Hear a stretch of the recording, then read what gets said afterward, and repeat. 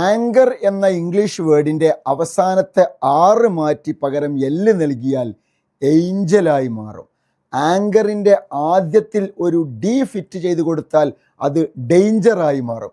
2 അവസ്ഥയിലേക്കും മാറാവുന്ന രീതിയിലാണ് മനുഷ്യൻ്റെ സൃഷ്ടിപ്പ്.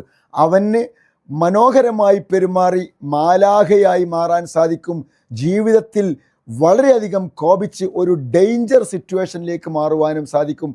ഏത് അവസ്ഥയാണ് തനിക്ക് വേണ്ടത് എന്ന് തീരുമാനിക്കുന്നത് നാം ഓരോരുത്തരും തന്നെയാണ്.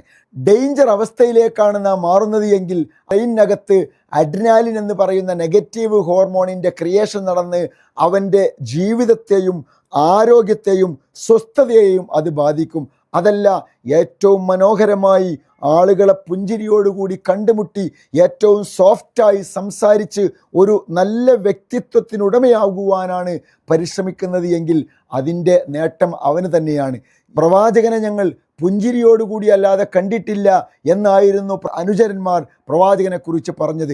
ആ രീതിയിൽ ഏറ്റവും മനോഹരമായ ഒരു വ്യക്തിത്വത്തിനുടമയാകുവാൻ സാധിക്കുന്ന രീതിയിലാണ് മനുഷ്യനെ അള്ളാഹു സൃഷ്ടിച്ചിരിക്കുന്നത്.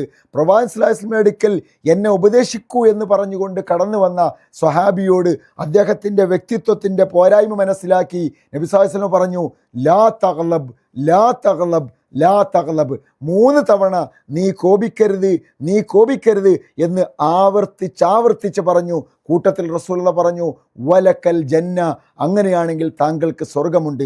കോപം ഡേഞ്ചറിലേക്ക് മനുഷ്യനെ എത്തിക്കും. കോപത്തിൽ നിന്ന് മുക്തമായാൽ മാലാഖയെപ്പോലെ ഏഞ്ചൽ അവസ്ഥയിലേക്ക് മാറുവാനും നമുക്ക് സാധിക്കും. നമ്മുടെ വ്യക്തിത്വം നമ്മുടെ കൈകളിലാണ്. അതിനെ നാം തന്നെ മൗൾഡ് ചെയ്യുക.